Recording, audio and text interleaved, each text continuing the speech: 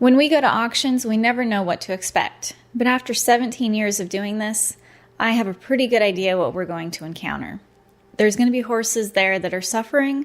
There's going to be horses there that are fat and making the kill buyers envious of trying to get them. It's a horrendous thing when you go into an auction and you try to rescue horses from the slaughter pipeline. It's also a really good thing because without you, those horses wouldn't get the help they so desperately need. Now, I know not everyone can go to auctions. I've been doing it for 17 years, and it's definitely taken a toll. I would never have been able to walk into some of the situations I have over the last 17 years of rescuing, because some of the things you see, it takes years to prepare you for being in that situation. And when horses are in the slaughter pipeline, they really, some of them have gone from auction to auction in horrible condition.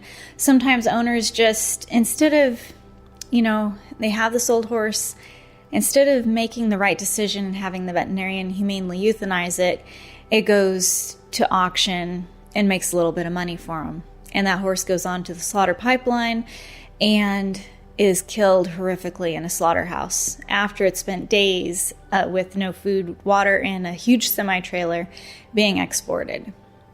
So, it's extremely difficult when, we're at auctions and, we're seeing these horses, rescuing some of them, knowing that the only gift we can give them is the last act of kindness. We used to go to auctions and we would kind of pick and choose who we would rescue. And this is years back, decade ago. And we'd say, well, we know we can adopt this horse out so we can get that horse, but there's no way we can adopt that one out, and we'll just not get it. And then watching those horses that you chose not to get loaded up onto the slaughter truck simply because you didn't want to step into somebody else's shoes and be responsible for that horse when the owner walked away, it's something that really provokes your mind and thinking about it. And so we changed how we rescued horses. When we go to auctions, we rescue every horse we can in the slaughter price range. It doesn't matter what their condition is. We want to rescue them, have our veterinarian and team evaluate them, then make the decision on what's best for each horse as an individual. And, some people are like, oh, Horse Plus euthanizes a lot of horses. Well, we're rescuing a lot of horses. We had over 200 adoption placements last year, and that's an amazing number. But, yes, we do euthanize because horse owners need to be more responsible. They need to make the decision, I have this older horse, it's suffering, I need to give it the last act of kindness and not make, 50 cents a pound off of this horse in the slaughter pipeline. Being responsible, it's important. So as we prepare to go to the auction, we have a goal of adoption for each horse, but sometimes we have to make those hard decisions, but we don't want to turn a blind eye to those critical horses that need us when their owners walk away from being responsible.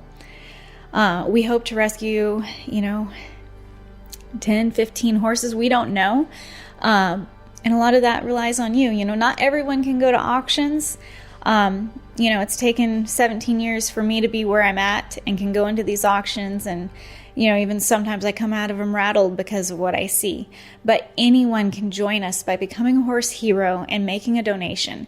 We may be at the auction with our boots on the ground, but we couldn't be there without you. So you're the true hero by making your donation to support this cause of rescuing horses out of the slaughter pipeline, saving them from a horrific death, giving the last act of kindness to ones that are suffering and cannot continue in this world, and giving a new chance of freedom and a new life for horses that can go on and be adopted. Thank you for your support, and I know if the horses had a voice, they would thank you too.